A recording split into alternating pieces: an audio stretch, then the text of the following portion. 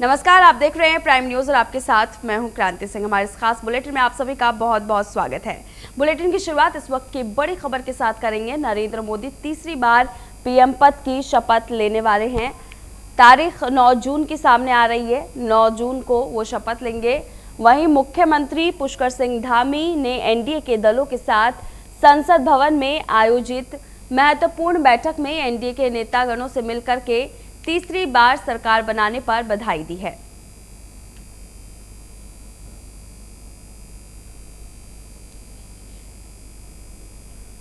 आपको बताते हुए चले कि उत्तराखंड में ऐसे कई वरिष्ठ नेता हैं जिनको इस दौरान आमंत्रित किया गया है और 9 जून को होने वाले शपथ ग्रहण समारोह में भव्य आयोजन की तैयारी भी है, जिसमें तमाम वरिष्ठ नेता पहुंचेंगे। लेकिन उससे पहले ये तस्वीर हम आपको दिखा रहे हैं जहां पर पुष्कर सिंह धामी के साथ बीजेपी के कई कद्दावर नेता मौजूद रहे। पुष्कर सिंह धामी ने प्रधानमंत्री नरेंद्र मोदी को एक बार फिर से प्रधानमंत्री बनने पर शुभकामनाएं दी, उनको बधाई दी।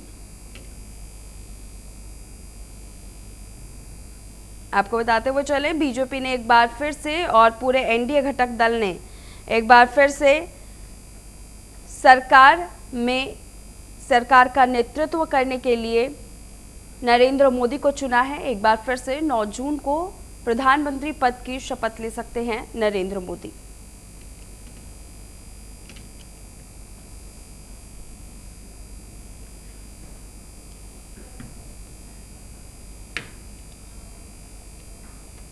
वहीं उत्तराखंड के सैन्य कल्याण मंत्री गणेश जोशी ने प्रदेश के अमर शहीदों को समर्पित बनाए जा रहे सैन्य धाम पहुंचकर स्थलीय निरीक्षण किया, जहां धाम के निर्माण के लिए अधिकारियों को संबंधित दिशा निर्देश दिए गए। बता दें कि इस धाम के निर्माण की अवधि 2025 तक रखी गई थी।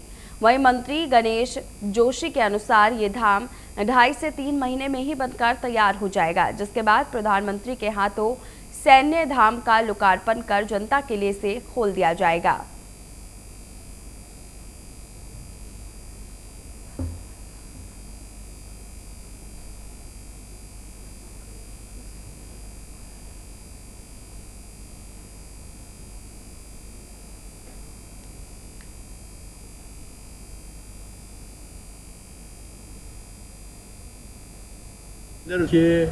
सबसे पहले तो मैं कार्यदायी संस्था के लोगों को और अपने डायरेक्टर सैनिक कल्याण को जो लगातार इसकी मॉनिटरिंग कर रहे हैं, बधाई देता हूं कि जिस भाव के साथ, क्योंकि देश के प्रधानमंत्री नरेंद्र मोदी जी की परिकल्पना और पुष्कर सिंह धामी सरकार का ये ड्रीम प्रोजेक्ट है,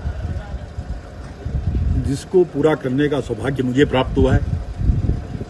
और मैंने आकर देखा कि काम की क्वालिटी बहुत अच्छी है और जो हमारा अमर जवान ज्योति जो स्तंभ बना है वो पूरे हिंदुस्तान में मैं कहूँ सबसे सर्वोत्तम है, तो अतिशयोक्ति नहीं होगी, क्योंकि हमने अपने लोगों से कहा था कि आप पूरे देश का भ्रमण करके जो बेस्ट है उसे करें, और मुझे देखकर अच्छा लग रहा है कि सबसे बेस्ट यहाँ पर किया गया।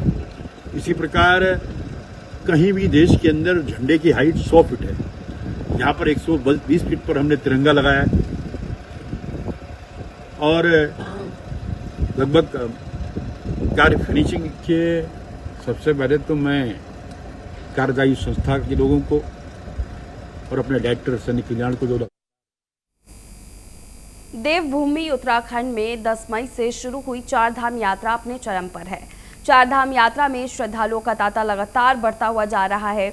इसी क्रम में परिवहन विभाग भी पूरी चौकसी से काम कर रहा है, जिसको लेकर आरटीओ प्रवर्तन शैलेश तिवारी ने जानकारी देते हुए बताया कि अभी तक जो हमारे पास आंकड़े आए हैं उसमें 27,000 से अधिक वाहन, जिनमें taxi, mini bus, tempo, traveller सम्मिलित हैं, जिनके ग्रीन कार्ड बन चुके हैं। साथ ही करीब 34,000 से अधिक वाहनों के ट्रिप कार्ड बन चुके हैं। काफी संख्या में यात्री 4 धाम यात्रा में आ रहे हैं। इस समय यात्रा सामान्य तरीके से चल रही है। साथ ही आरटीओ ने बताया कि हमारे द्वारा जो चेक पोस्ट बनाए गए हैं उन पर गाड़ियों की संघन चेकिंग भी की जा रही है। साथ ही अगर यात्री को कोई दिक्कत होती है तो उनकी भी मौके पर मदद की जाएगी।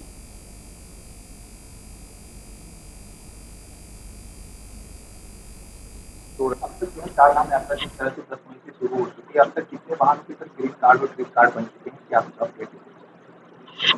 जहाँ तक देखेंगे कि कल शाम तक की जो हमारे पास रिपोर्ट आई है, उसमें 27,000 से अधिक गाड़ियों के जो कमर्शियल व्हीकल हैं, टैक्सी हैं, मैक्सी हैं, बड़ी बसें हैं, मिनी बसें हैं, टेम्पो ट्रेवलर हैं, इनके ग्रीन कार्ड बन चुके हैं और 34,000 गाड़ियों के ट्रिप कार्ड बन चुके हैं अभी वर्तमान तक।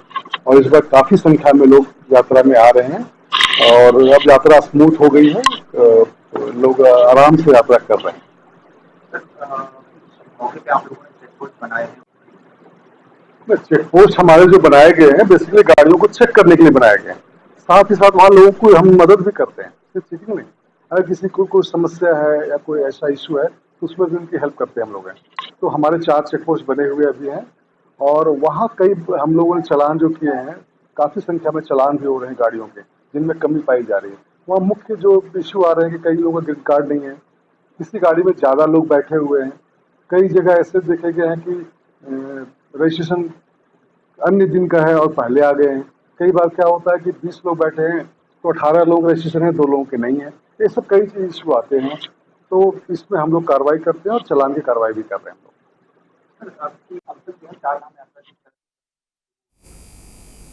ट्राइफेड द्वारा मसूरी में आदिवासी उत्पादों की प्रदर्शनी एवं बिक्री का शुभारंभ। मसूरी में जनजातीय कार्य मंत्रालय भारत सरकार के अधीन ट्राइफेड द्वारा मसूरी पोस्ट पर आदिवासी उत्पादों की प्रदर्शनी और बिक्री का आयोजन किया जा रहा है।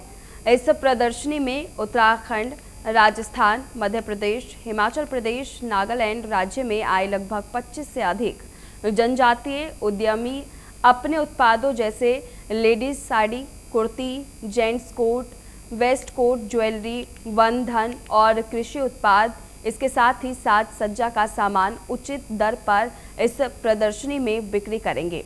इस दौरान एसडीएम दीपक सैनी ने बाजार का उद्घाटन किया। डॉक्टर सैनी ने देश भर से आए सभी जनजाति उद्यमियों से बात कर अगले 10 दिनों तक चलने वाले मेले को लेकर उन्हें शुभकामनाएं भी दी।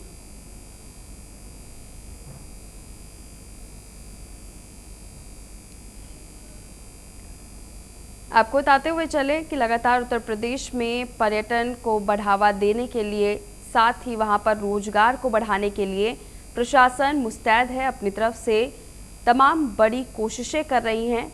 और इसी की एक तस्वीर हम आपको दिखा रहे हैं, जहां पर एसडीएम दीपक सैनी ने खुद मौके पर पहुंच करके मेले का उद्घाटन किया। इस मेले में दूर दराज से लोग अपने तरफ से कई सारे चीज़ों को लेकर इस मेले में भाग ले रहे हैं। हर एक क्षेत्र के जो सबसे अलग चीज़ है उसको यहाँ पर बनाया जाएगा, बेचा जाएगा और ये प्रदर्शनी अपने आप में ही बेहद खूबसूरत लगती हुई नज़र आई है।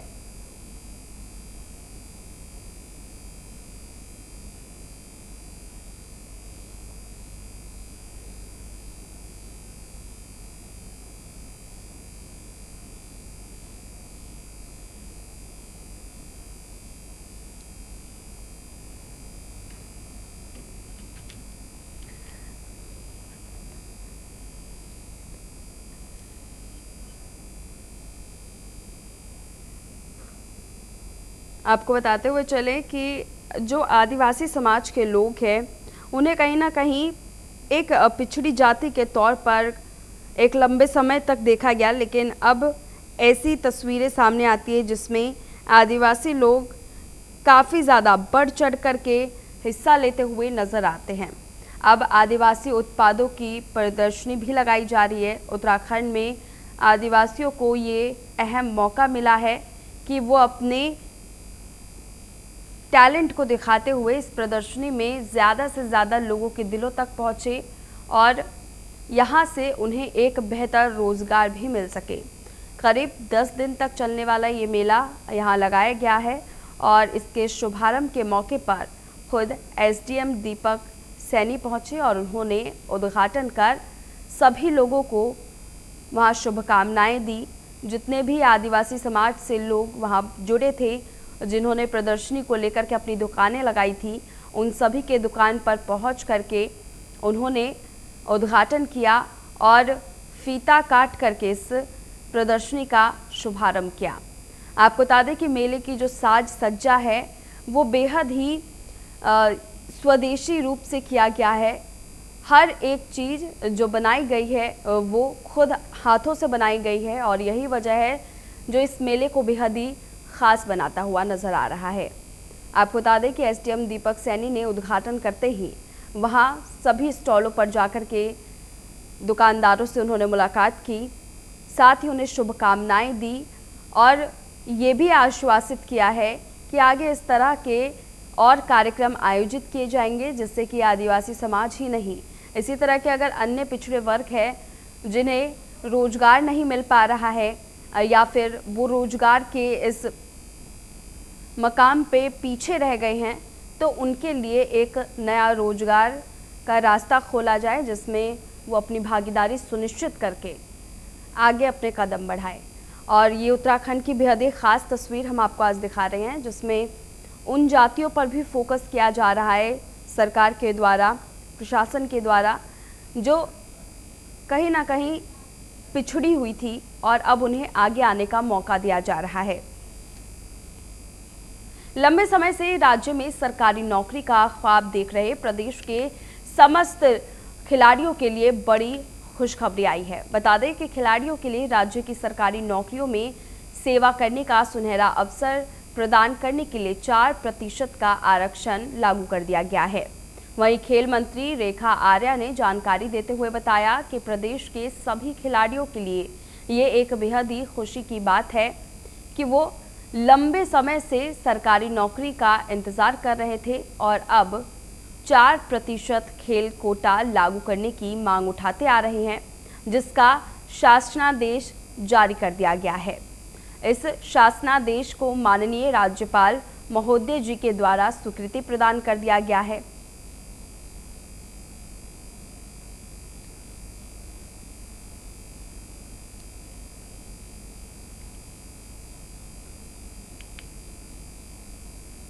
आपको बताते हुए चलें कि खिलाड़ियों के लिए ये बेहद ही सुनहरा मौका है, जहां पर उन्हें सरकारी नौकरी के लिए वो काफ़ी समय से मांग उठाते हुए नजर आए हैं। लगातार वो इसको लेकर के प्रदर्शन भी करते हुए नजर आए। कई बार उन्होंने सड़कों पर उतर करके सरकार से इसकी मांग भी की और खेल कोटा में ये प्रतिशत फिर भी नहीं बढ़ रहा था, लेकिन अब प्रदेश सरकार ने ये बेहतर कदम उठाते हुए खेल मंत्री रेखा आर्या ने इस पूरे मामले को लेकर के जानकारी दी है कि प्रशासन की तरफ से अब ये स्वीकृति है कि 4% खेल कोटा में अब सरकारी नौकरी बहाली होगी और जो लोग घर बैठे थे उन्हें अब नौकरी मिलेगी, यानी कि 4% का ये आरक्षण लागू कर दिया गया है। ये आदेश जारी कर दिया गया है। इसकी स्वीकृति की तस्वीरें हम आपको दिखा रहे हैं। खुद खेल मंत्री रेखा आर्या ने इसकी जानकारी दी है और जानकारी देते हुए उन्होंने बधाई भी दी है खिलाड़ियों को, उन खिलाड़ियों को जिन्हें सरकारी नौकरी की चाहत थी और वो इंतज़ार में थे कि कब उनका नंबर आएगा। और अब जिस तरह से ये प्रतिशत बढ़ा है उससे ये साफ हो जाता है कि यहाँ पर खिलाड़ियों के लिए ये सुनहरा मौका है। आगे की जानकारी के लिए हमारे संवाददाता जितेंद्र पेटवाल हमारे साथ जुड़ चुके हैं। जितेंद्र, इस पूरे मामले को लेकर के क्या अपडेट है?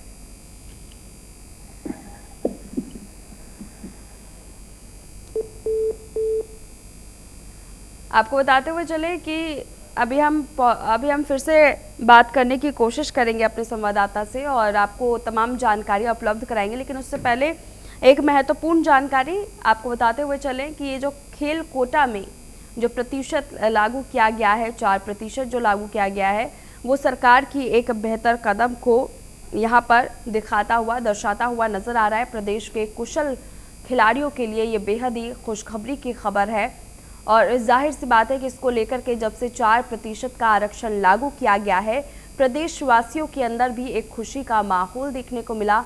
उन खिलाड़ियों के अंदर भी एक खुशी का माहौल देखने को मिला जो बहुत ही दूरगामी समय से इस फैसले का इंतज़ार कर रहे थे और ये फैसला सामने आ चुका है। जाहिर सी बात है कि खेल मंत्री ने जब ये शासनादेश सुनाया तो हर किसी के चेहरे पर एक खुशी की झलक देखने को मिली। ये बहुत ही खुशखबरी वाली बात है।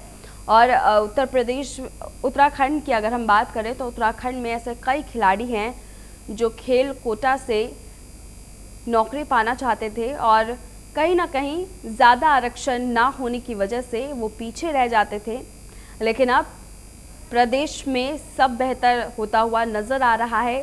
प्रदेश के कुशल खिलाड़ियों के लिए ये बेहद ही खुशखबरी की बात है, जहां पर प्रशासन ने उनकी मांग पूरी करते हुए 4% का आरक्षण लागू कर दिया है।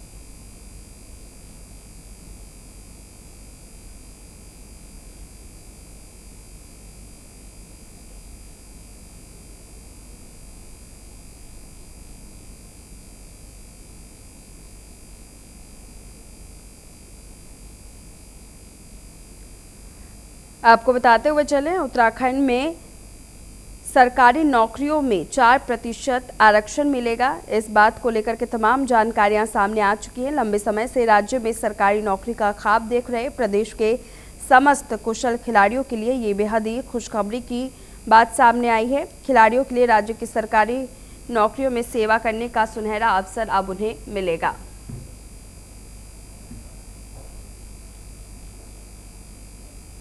वहीं शहरी विकास मंत्री ने विभागीय अधिकारियों के साथ स्मार्ट सिटी परियोजना के संबंध में समीक्षा बैठक की। वहीं स्मार्ट सिटी परियोजना के कार्यों की प्रगति पर जानकारी लेते हुए मंत्री प्रेमचंद अग्रवाल ने आगामी मानसून सीजन से पहले सभी कार्यों को पूरा करने के निर्देश दिए हैं। आगे बात करते हुए उन्होंने कहा कि लंबे समय से जो स्मार्ट सिटी के काम चल रहे थे उन्हें तय समय पर जून 2024 में पूरा कर लिया जाएगा।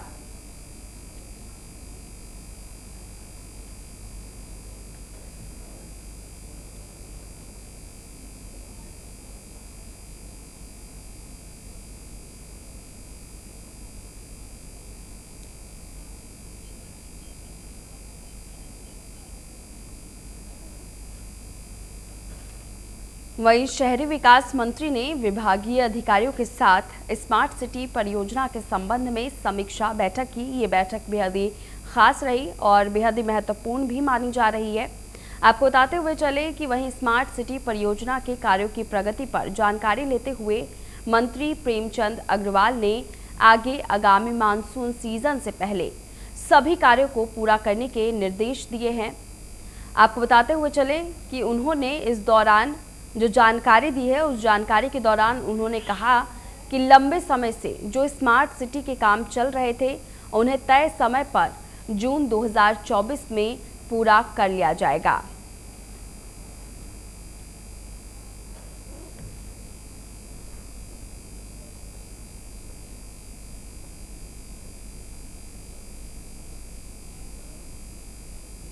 आप जानते हैं कि स्मार्ट सिटी का बहुत समय से काम जो रुका था, इसी दौरान जब मेरे समय में इसको शुरू किया गया, एक समय ये आया कि बीच में बड़ी शिकायतें लोगों के द्वारा की गई। मैं भी स्वीकार करता हूं क्योंकि समय विलम्ब से काम शुरू हुआ और आज मुझे खुशी है इस बात की कि जो निर्धारित समय था यानी जून 2024 हमें एक समय निर्धारित हमारे लिए किया गया था, तो वो जून 2024 जो अब हमारे सामने है, अधिकांश काम हमारे हो चुके हैं और जो अभी बहुत कम काम, जैसे हमारे यहाँ कुछ सीवरेज का काम, कुछ ड्रेनेज का काम, सड़क का 1-2 काम बहुत अंतिम चरण में वो भी है, बहुत जल्द इसको भी हम पूरा करेंगे। मैंने उनको 20 जून तक की डेडलाइन दी है। वैसे 30 जून वैसे भी है, 20 जून इसलिए कि 22 जून से ऐसा उम्मीद कर रहे हैं कि मानसून सक्रिय होगा, तो उससे पहले हम काम करें और फिनिशिंग टच दे के और जनता को भी हम ये बताने का प्रयास करेंगे हमने समय पे ये काम पूरा किया। एक हमारे सामने जो ग्रीन बिल्डिंग है वो काम जरूर हमारा लेट से स्टार्ट हुआ और उसके लिए भी नवंबर 2025 की समय सीमा निर्धारित है। वो उसमें स्मार्ट सिटी और स्टेट सेक्टर का पैसा। आगे की जानकारी के लिए हमारे संवाददाता जितेंद्र पेटवाल हमारे साथ जुड़ चुके हैं। जितेंद्र, स्मार्ट सिटी परियोजना की मौजूदा स्थिति क्या है और इस समीक्षा के बाद क्या कुछ बदलाव उसमें आने वाला है? देखिए, काफी लंबे समय से देहरादून में स्मार्ट सिटी का काम चल रहा है और एक बरसात तो बहुत दिक्कतों का सामना पिछली बरसात में दून वासियों को करना पड़ा। पूरी सड़क पर जगह जगह गड्ढे मिले, धूल का बवाल मिला। लेकिन इस बार ये आशंकाएं हैं, ये संभावनाएं जताई जा रही हैं कि इस बार की जो बरसात है उसमें जो है ज्यादा दिक्कतों का सामना दून वासियों को नहीं करना पड़ेगा। लेकिन अभी मुश्किल है, क्योंकि आज की जो स्थिति है, भले ही सरकार दावे कर रही हो कि जून तक जो है स्मार्ट सिटी का पूरा काम कर दिया जाएगा, लेकिन आज भी शहर के चारों तरफ सड़कें खुदी पड़ी हैं, सीवर का कार्य चल रहा है। ऐसे में ये दावे मुझे नहीं लगता कि हकीकत में बदल जाएंगे। बड़े ही मंत्री ने पूरी समीक्षा ली है, सरकारी आंकड़े कुछ और बयां कर रहे होंगे, लेकिन जमीनी हकीकत ये है कि पूरे शहर भर में जब हम घूमते हैं तो अधिकांश सड़कें अभी खुदी हुई हैं, उन पर गड्ढे हैं। बरसात का सीजन आने वाला है, लेकिन अगर जून तक इस कार्य को निपटा दिया जाता है तो मुझे लगता है कि जब तक बरसात जुलाई तक अपने अंतिम उसमें आती है तब तक थोड़ी सी राहत लोगों को मिल पाए। लेकिन फिलहाल ये देखने को नहीं मिल रहा है कि स्मार्ट सिटी के कार्यों में कोई संतोषजनक प्रगति देखने को मिल रही है। जी जितेंद्र, ये जो स्मार्ट सिटी परियोजना जो लागू करने की बात चल रही है, लगातार उसको लेकर के समीक्षाएं बैठक चल रही हैं। इन समीक्षा बैठक के बाद कोई जानकारी सामने आई है कि किन किन क्षेत्रों में स्मार्ट सिटी परियोजना को लागू किया जाएगा और कहां से इसके किन किन क्षेत्रों में विकास कार्य होंगे इसके तहत? देखिए, लागू करना नहीं, स्मार्ट सिटी के ऑलरेडी पिछले 2 सालों से लगभग 1.5 साल से स्मार्ट सिटी का जो काम है वो देहरादून के शहर में चल रहा है। उसी की समीक्षा बैठक थी। वो काम अब अंतिम समय में है। स्मार्ट सिटी में तमाम विकास के कार्य हैं, सड़कें हों, सीवर हों, पेयजल हो। इनमें मुख्य रूप से कौन कौन से क्षेत्र शामिल है? पूरा देहरादून राजधानी क्षेत्र उसमें शामिल है। देहरादून का जो शहर है वो उसमें पूरा शहर शामिल है। शहर से लगता हुआ जितने भी आसपास के क्षेत्र हैं जो शहर से टच हैं, वो सारे क्षेत्रों में ये विकास कार्य चल रहे हैं। स्मार्ट सिटी का जो प्रोजेक्ट है उसके काम चल रहे हैं, लेकिन वो काम कब के समाप्त हो जाने चाहिए थे। कई बार इस पर सवालिया निशान भी उठे हैं कार्यों को लेकर, कार्यों की गुणवत्ता को लेकर। आज भी स्थिति जो मैंने आपको बताई कि अभी भी शहर की आधी अधूरी सड़कें खुदी पड़ी हैं, तो संतोषजनक इसको नहीं कहा जा सकता कि स्मार्ट सिटी का जो काम है वो अभी पूरा हो चुका हो। अभी बरसात आने वाली है और बरसात में खासी दिक्कतें पिछली बार लोगों को झेलनी पड़ी थी। इसमें सरकार की भी काफी किरकिरी हुई थी और इवन सरकार के जो विधायक हैं, धर्मपुर क्षेत्र के स्थानीय विधायक विनोद चमोली हैं, उन्होंने सरकार का जो एक कामकाज था स्मार्ट सिटी का, उस पर कई सवालिया निशान उठाए थे, कई अधिकारियों पर उन्होंने सवालिया निशान उठाए थे। तो एक बार अब देखने वाली बात होगी कि इस बरसात तक अगर सरकार समय पर इसको पूरा कर लेती है तो मंत्री जी के दावे में जो दम है वो देखने को मिलेगा। पर जो मौजूदा स्थिति है उससे ऐसे लगता नहीं कि बरसात खत्म होने से पहले पहले स्मार्ट सिटी के सारे काम पूरे हो जाएं। बिल्कुल जितेंद्र, इन तमाम जानकारियों के लिए आपका बहुत बहुत धन्यवाद।